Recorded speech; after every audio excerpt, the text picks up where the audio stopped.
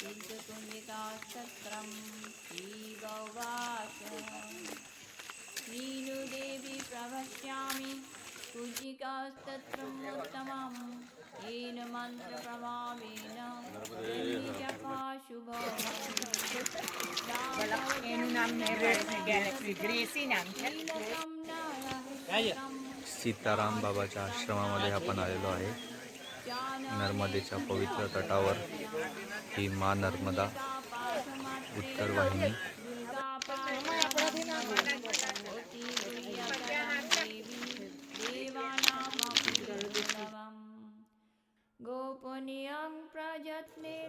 Finally आपण नर्मदा परिक्रमा करता करता नर्मदेच्या तीरावर पोहोचलेलो आहे.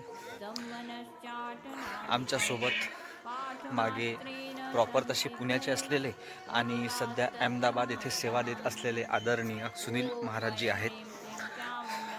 महत्त्वाचा विषय सांगायचा झाला तर यमुना नदीचं जर आपण आचमन केलं, गंगेमध्ये जर स्नान केलं तर त्याचं जे पुण्य मिळतं ते माता नर्मदेच्या फक्त दर्शनाने मिळतं अशी मान्यता आहे.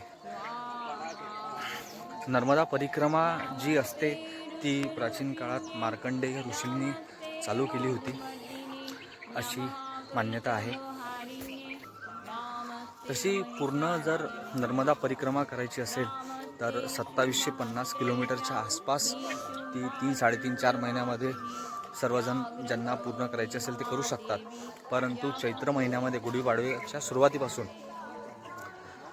नर्मदा नदी ही उत्तर वाहिनी होत असते आणि ज्यांना शक्य नाही आहे 3-4 महिन्याची 2750 किलोमीटरच्या आसपासची परिक्रमा करणं, त्यांनी ही 20-22 किलोमीटरची परिक्रमा जरी केली तरी त्याचं जे फळ आहे ते प्राप्त करण्यासाठी आपण इलिजिबल होतो असं म्हणू शकतो.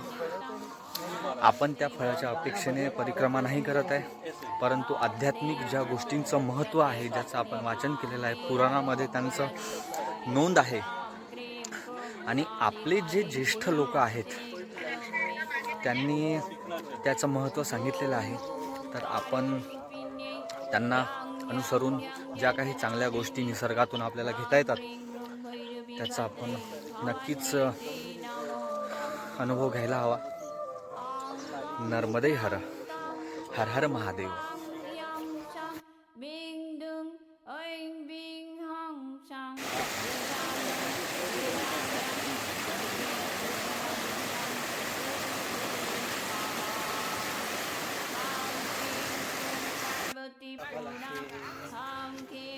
सभी तीर्थयात्रियों का हार्दिक स्वागत. नर्मदे हर.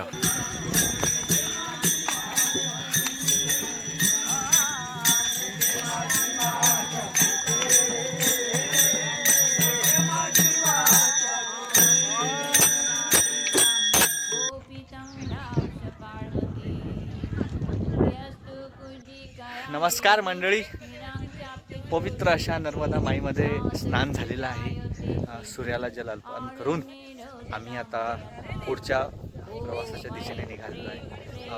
श्री संत स्वामी योगानंदजी आश्रम इथे थोडासा अल्पपहार करून वडोदऱ्याच्या दिशेने आम्ही जाणार आहोत आणि तिथून पुन्हा घरी. धन्यवाद.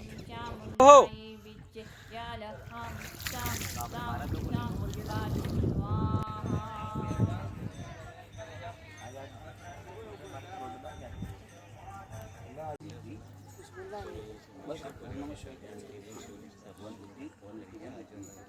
व्हिडिओ